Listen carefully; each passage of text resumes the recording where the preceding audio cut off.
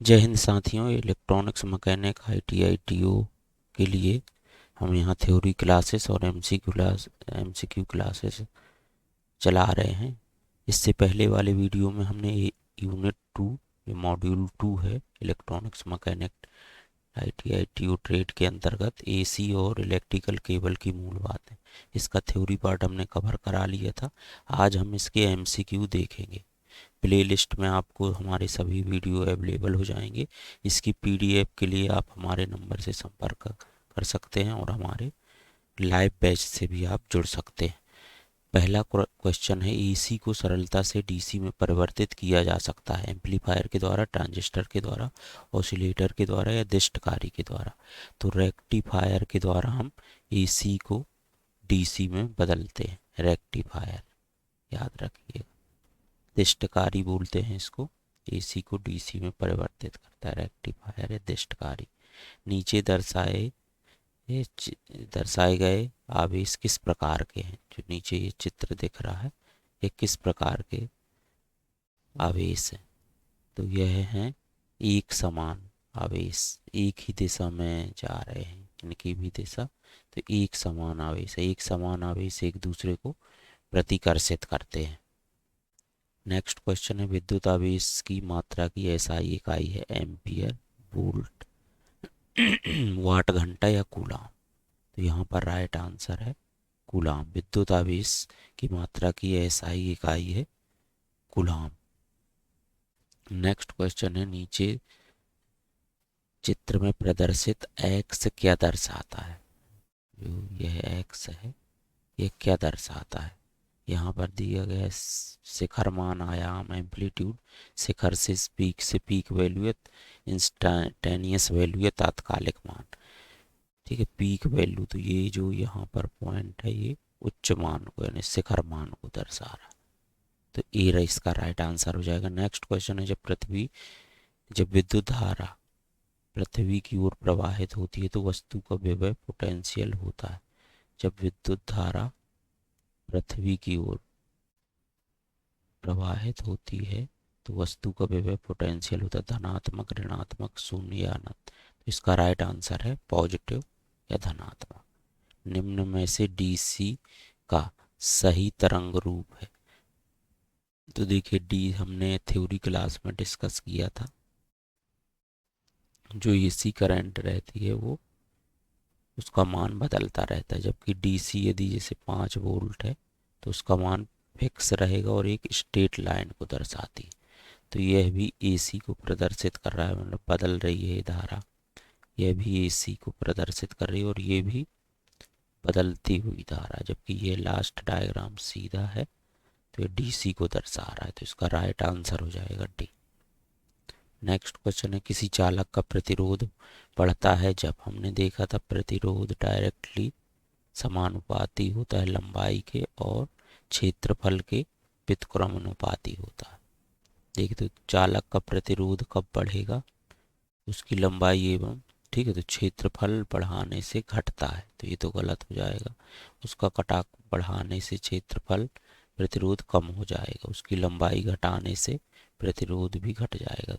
ठीक है, लंबाई के डायरेक्टली प्रोपोर्शनल होता है, समानुपाती होता है। तो उसकी लंबाई बढ़ाने से ये, यदि हम लंबाई बढ़ाएंगे तो प्रतिरोध भी बढ़ेगा। विशिष्ट प्रतिरोध की इकाई क्या है? ठीक, ohm per centimetre square, ohm centimetre, micro ohm centimetre cube, milli ohm per metre square. तो इसकी है ohm centimetre. Next question, 1 joule प्रति सेकेंड है। यह भी IMP क्वेश्चन है। इस तरह के क्वेश्चन एग्जाम में बनते हैं। 1 वोल्ट, 1 एम्पियर, 1 वाट या 1 ओम। इसका राइट आंसर है 1 वाट। नेक्स्ट क्वेश्चन है, किसी चालक का विशिष्ट प्रतिरोध निर्भर करता है उसकी लंबाई एवं कटाव क्षेत्रफल पर, चालक के पदार्थ की प्रकृति पर, चालक की लंबाई पर, उपरोक्त में से किसी पर नहीं। तो विशिष्ट प्रतिरोध निर्भर करता है चालक के पदार्थ की प्रकृति पर।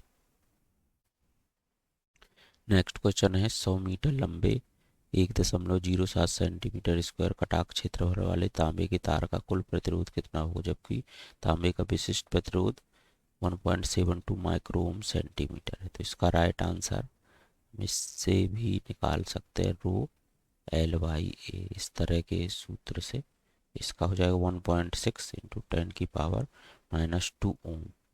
नेक्स्ट क्वेश्चन है कि विद्युत धारा जो किसी विद्युत परिपथ में सदा एक ही दिशा में प्रवाहित होती है, जिसकी आवृत्ति सदा शून्य होती है, वह यह क्या कहलाती है। तो हमने बताया था AC और DC के डिफरेंस में कि अल्टरनेटिंग करंट जो है इसका मान बदलता रहता है और इसकी फ्रिक्वेंसी 50 हर्ट्ज होती है, जबकि डायरेक्ट करंट, इसको AC को प्रत्यावर्ती धारा भी बोलते हैं, ठीक है। और DC जो होती है डायरेक्ट करंट या दिष्ट धारा भी बोलते हैं इसको, तो इसका मान जो है एक ही दिशा में प्रवाहित होती है और आवृत्ति इसकी शून्य होती है।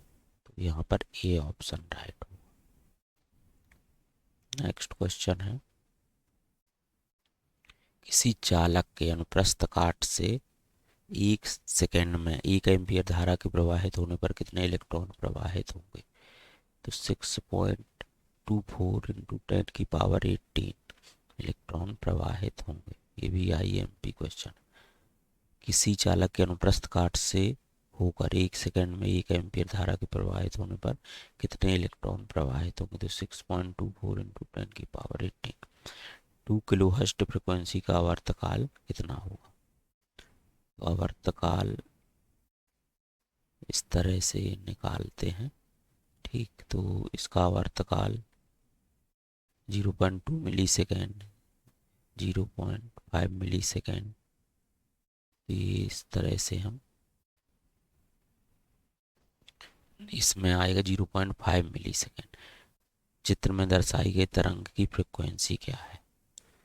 तो ये 0.1 सेकेंड दिया गया है। तो इसको भी यदि हम इसमें फ्रिक्वेंसी पूछा गया है, ये टाइम स्लॉट दिया गया है, तो फ्रिक्वेंसी बराबर जो इसके आवर्तकाल का उल्टा होता है, तो ये हो जाएगा ये, ठीक।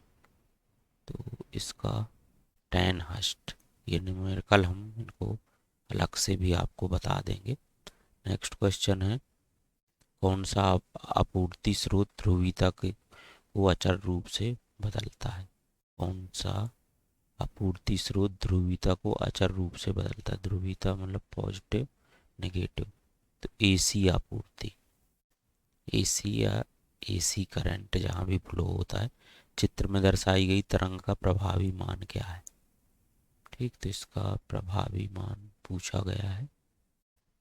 तो यहाँ पर 380 वोल्ट, ये 537 वोल्ट है, ठीक। इसका प्रभावी मान पूछा गया है तो 380 वोल्ट। इसमें दिए गए चित्र में वोल्टेज E और धारा I है, तो यह आउट ऑफ फेज है। इन फेज और आउट फेज हमने बताया था, तो ये आउट ऑफ फेज का उदाहरण। नेक्स्ट क्वेश्चन है 3 फेज सिस्टम में 3 फेज वोल्टेज खाली स्थान कोण द्वारा प्रतिस्थापित होता है। तो 120 डिग्री द्वारा। नेक्स्ट क्वेश्चन है समांतर रेजोनेंट परिपथ में इम्पीडेंस अधिकतम होता है। इस परिपथ में इम्पीडेंस अधिकतम होने के कारण धारा का मान होता है न्यूनतम, अधिकतम, शून्य या इकाई। तो इसमें न्यूनतम होता है। नेक्स्ट क्वेश्चन है निम्न में से कौन सा एक 3 फेज AC आपूर्ति का गुण नहीं है। समान फेज के कोण का अंतर, समान पीक मान, समान RMS मान या समान तात्क्षणिक मान। तो इसमें D राइट आंसर आएगा। समान तात्क्षणिक मान दिया गया तरंग रूप प्रदर्शित करता है। 2 फेज, सिंगल फेज, 3 फेज या 4 फेज। तो फेज एक न्यूट्रल वायर रहेगा, पहला फेज, दूसरा फेज और तीन फेज है, तो 3 फेज सिस्टम को दर्शा रहा है। नेक्स्ट क्वेश्चन है तांबे के 120 सेंटीमीटर लंबे तथा 0.10 सेंटीमीटर व्यास वाले तार का प्रतिरोध दो में इसका विशिष्ट प्रतिरोध ज्ञात कीजिए।